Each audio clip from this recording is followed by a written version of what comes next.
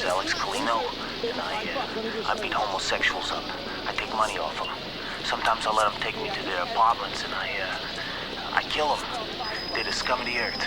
They're sick. I think they should all be done away with. Tell you the truth, that's my goal in this f***ing life. I ain't sorry. $15, I told you, lady, come.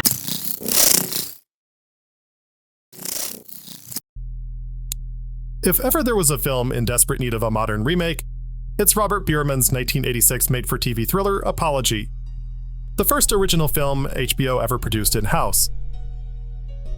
Based on the real-life art project by Alan Bridge and Campbell Armstrong's novel Mr. Apology that it inspired, Apology is a film that explores the ideas of empty public confession as performance in lieu of actual contrition, the alienating effect of technology, and the extent to which artists are morally responsible for their art.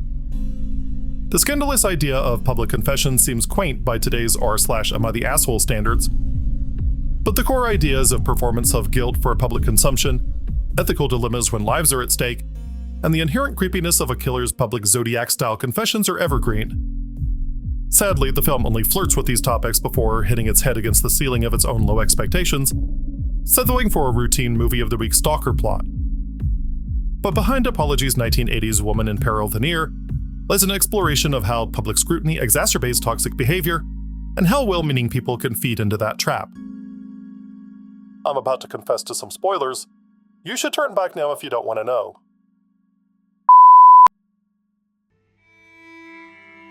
Apology tells the story of Lily, played by Leslie Ann Warren, an installation artist for one of New York's finer galleries.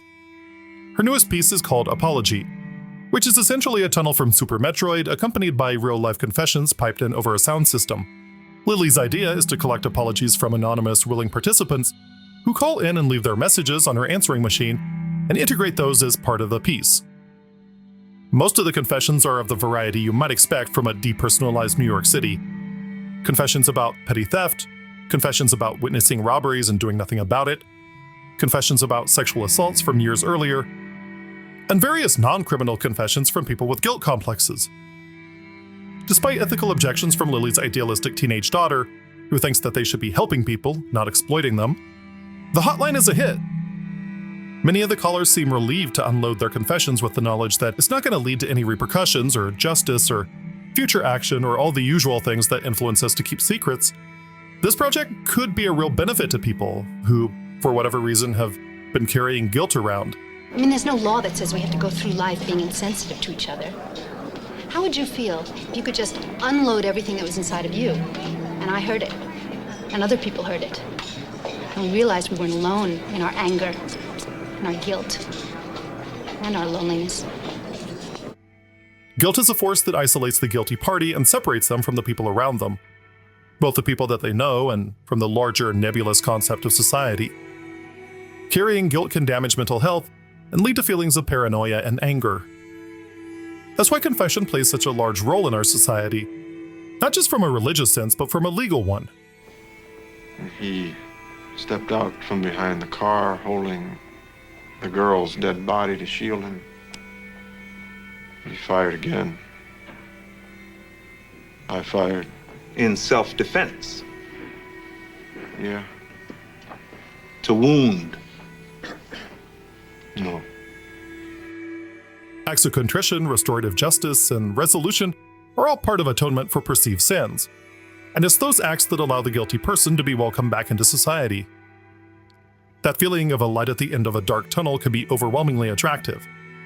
It's why some people want to speed run the atonement process and rejoin the reindeer games without doing any of the hard work. I have sinned against you, my Lord. One caller, who goes by Claude, sounds absolutely giddy that he's able to confess to raping his cousin and beating some kid to death with a baseball bat. He comes across like Kentucky Fried Joker, but there actually does seem to be some genuine relief in his voice, as if the confession alone is enough to absolve him of his crimes. When I was 15, I raped my cousin, Reba. Well, what do I do now? Just say I'm sorry. I'm sorry, Reba. Oh, this is terrific. It's not hard to see why a guy who is really diseased enough to his young cousin and beat a guy to death would feel a desire to be accepted by others. I can't imagine he gets invited to all the cool parties as it is. This does create a parallel between Lily and Claude, the artist and the guilty. Both are seekers of emotional release, and, at least in Campbell Armstrong's original novel, they both become obsessed with chasing that release. In the novel, Lily's character is a man named Harry, and Harry's obsession with the art of confession takes an irresponsible turn that is only hinted at in this movie. In the realm of art, catharsis could be experienced by both the artist and the audience. For the artist, the creative process can serve as an outlet for emotions and experiences, allowing them to explore their inner world and potentially find release from personal struggles. For the audience, engaging with art can evoke a range of emotions, leading to a sense of catharsis through empathy, identification, or simply the experience of witnessing powerful emotions expressed in a safe and controlled environment. Art, like confession, can provide a space for emotional release and self-reflection. The hotline catches the eye of Roy Burnett, played by a young Chris Noth, a reporter for the New York Press. The Mr. Big of journalists, if you will. Roy wants to do a piece on the project and also to be the next to be with Lily. Lily makes the mistake of telling Roy about a man who confessed by name to beating and killing gay men in a virulently homophobic confession. Burnett stops her and tells her that the killings are not only real, it's an ongoing series the police are investigating. Burnett is excited at the possibility of getting a Pulitzer, but Lily refuses to give up the name. The irony of a journalist pressing someone to give up her sources is never really explored, but Burnett is presented as that type of arrogant rock and roll Rolling Stone reporter who'd sell his mother for a scoop. So the idea of integrity doesn't really play into it for artists and journalists. Who does care about integrity, though, as Peter Weller is Detective RAD Hungate, which is a totally believable 80s name. He cares so much that he's never home, which is why his impatient harpy of a wife is leaving him. And this is how movies of the 80s used to transmit their ideology and prime viewers to look at the world in a certain way. Burnett is a sleazeball reporter who is in it only for the fame and glory. Lily is a flighty artist who is just too much of a naive airhead to know what real responsibility is. She's like a child that way. By the way, Leslie Ann Warren excels at that type of role. No, the only person who is dependable in this turvy-topsy world is black and white, chisel-jawed cop RAD Hungate. Hey, Gold Shield. I'm gonna be a Goldie one of these days. Carry a Magnum, man. I wanna kick some ass. And we even get a scene where he attends a performance art show to demonstrate how useless art is in the face of the reality of a real Crime Stopper. Rad is on the trail of that serial killer, so when Burnett gets upset that Lily won't give him a name, he tips off Hungate and the police. That leads to Rad and Lily meeting and instantly disliking each other. Well, we know where this is going. Oh, they fuck! Leslie Ann Warren is her usual twitchy brand of nervous sexiness. If you only know her from Clue, you're missing out. And Peter Weller's performance is at least charismatic enough for someone to have said, "Sure, let's make this guy a robot." Thank you for your cooperation. This is where the movie doesn't quite fulfill its potential, though, as Lily never tips over the edge into being a Nightcrawler-style obsessive anti-hero because she has to be at least normal enough to be the romantic lead. Damn you, compulsory heterosexuality. That's not to say that the film's gender swap from a male protagonist in the book to a female protagonist in the movie is completely shallow. At one point, a proto-incel calls and limits that you just can't find a woman and he's considering ending it all. Lily breaks down and answers the phone, only for the caller to freak out that he's been confessing to a woman, and his humiliation switches to rage and threats on a dime. An apology? You're a woman. How could you do this? A woman, you cheat, you dishonest bitch, you bitch! Lily similarly refuses to give the name of the killer to Hungate without a warrant, but the cops strike down the killer without her anyway, so Hungate tricks her into going to dinner with him. So the film essentially fridged an entire sexual orientation in order to bring these two together? Because that killer is never brought up again. Instead, focus shifts to Claude, who is not just a frequent user of the apology hotline, he's possessive of it. Well, you've got old Claude in a tizzy, a daze. My pal isn't a pal, he's a palette. You're a goyle. When Burnett writes a scathing column on the hotline, Claude stalks and kills him.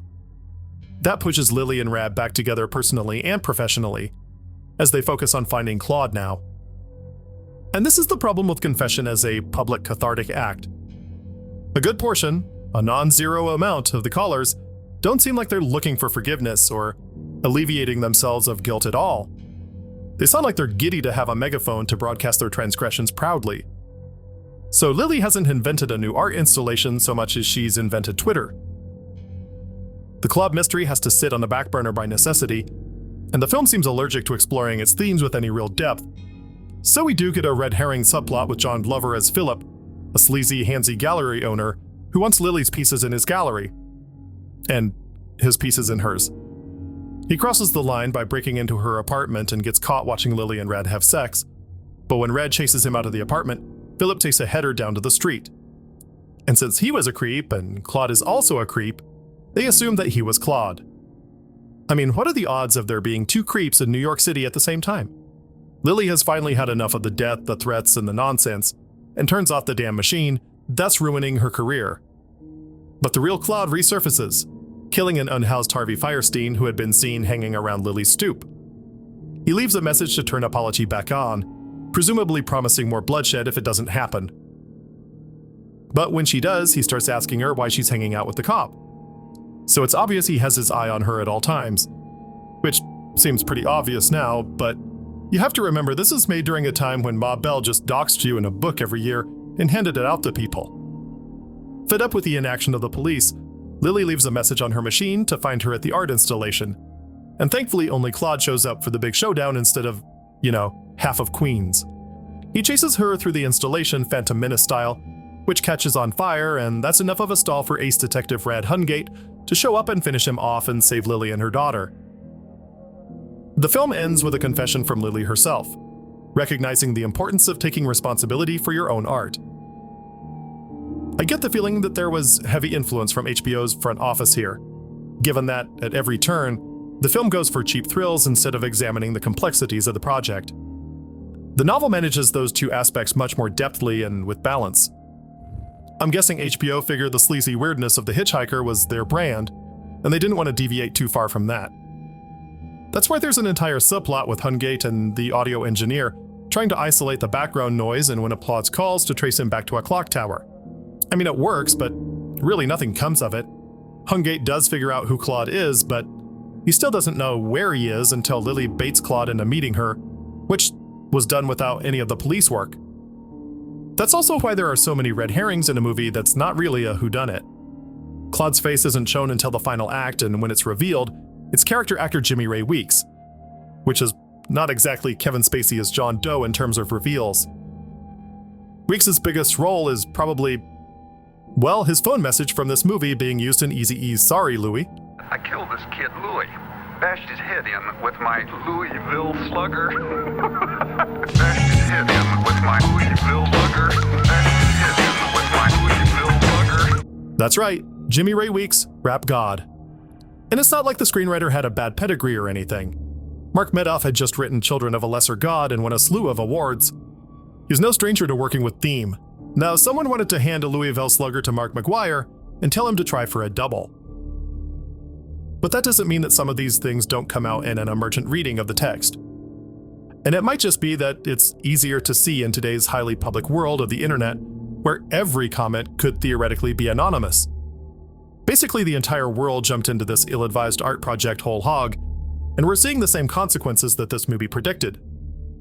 The alienation of large numbers, the importance of audience eclipsing the importance of community, and the elevation of performative acts in lieu of real feeling.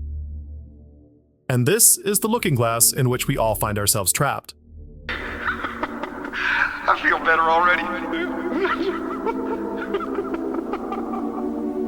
Stay warm, stay safe, wash your hands, return your shopping carts, make your choices, and I'll see you next time. Hit him with my Louisville slugger. Hit him with my Louisville